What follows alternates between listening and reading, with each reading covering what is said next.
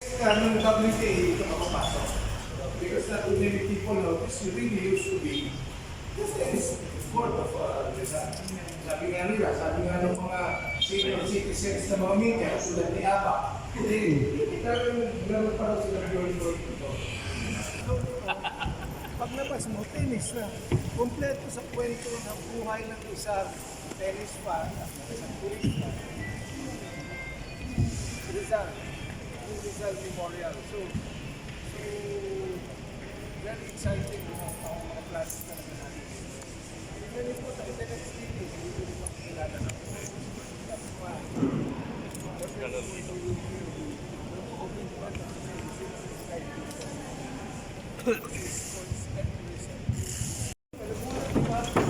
Tignan niyo yung kwento ng buhay. Ganda, yan.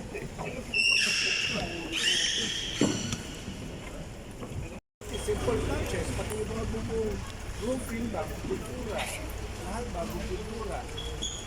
At ang magandang balcony sa pwede sa tuyo.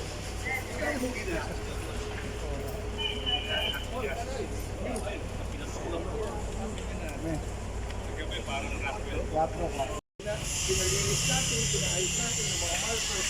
Kaya naman, dinagyan mo ng marker, tapos hindi mo alagaan. Ito, ewan ko kung a wall of the iconic baseball scoreboard. Kinalimutan na ng panahon yan. Hindi na natin napapansin yan. Di ba? Ano yan? Protesta lang yan. Di ba nang scoreboard yan? Ayan, ang gumagawa ho yan, yung nakadilaw, Archie! Nakakabos, Archie! Kaya ka pa! Archie ng Plaso, pag nakita niyo lahat ng memorial sa BGC, lahat ng BGC, this will now earn more because we provided this facility in the Blue area and lahat po yan, tulong ng PSC sa kooperatiba. So, kung gusto mo mag-uupo dyan, bili ka muna ng mineral water dito, ng protein area, relax ka muna, ng tennis, ng swimming. Pag may swimming competition yung anak mo, dito pa rin.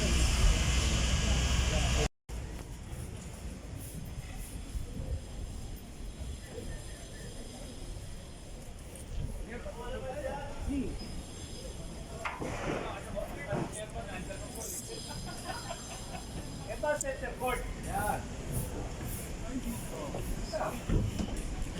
2,000 seats, 2,000 seats.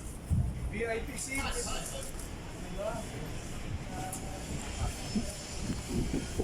VIP seats, VIP seats. Crowd. Pero base sa initial discussion, sana pwede na ako ay, ako kahit saan ako pwede. Accreditation. O, yung mga hindi pa nagpapay ng accreditation. Pwede kayo. O, kung close na, sorry kayo ha. O, yan o si Engineer Eman. Walang tulog yan. Engineer, galing sa expat. USPSC ha. Engineer Eman, expat. Engineer yan. Project engineer sa Australia. Sabi dito ka sa Pilipinas. Yan na, sige. Sana kung Chairman, with regards na dun sa percentage, 95 to 100% lang? Opo. Dito.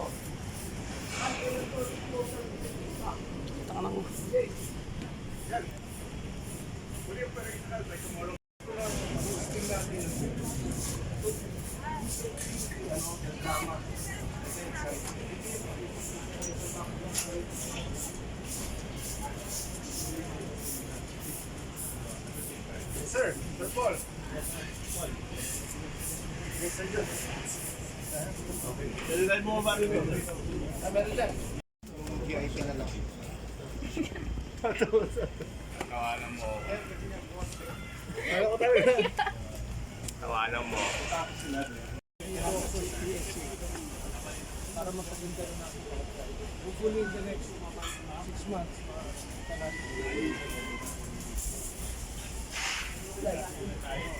Okay. Good. Thank you. Yeah. Okay. Okay, thank you. Game. Yes, sir. WTA. And we really want to improve. You meet here every week eh. So dapat naman magandahin natin. And I'm very excited to showcase this to everyone. This is the gift of PSC to the Philippine Sports Writers Association. Dahil magkasama tayo sa trabaho, magkasama tayo sa lungkot, magkasama tayo sa tagumpay.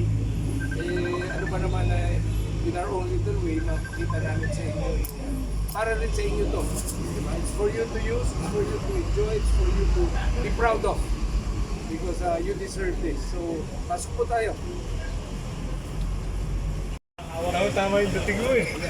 Background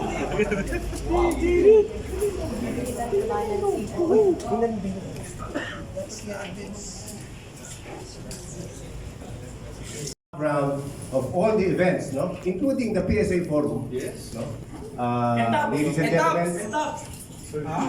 gentlemen, ladies and gentlemen, Philippine Sports Commission Chairman Patrick Gregorio and PSA President Francis. Sir, Concho. this is our gift to the Philippine sports media. Right.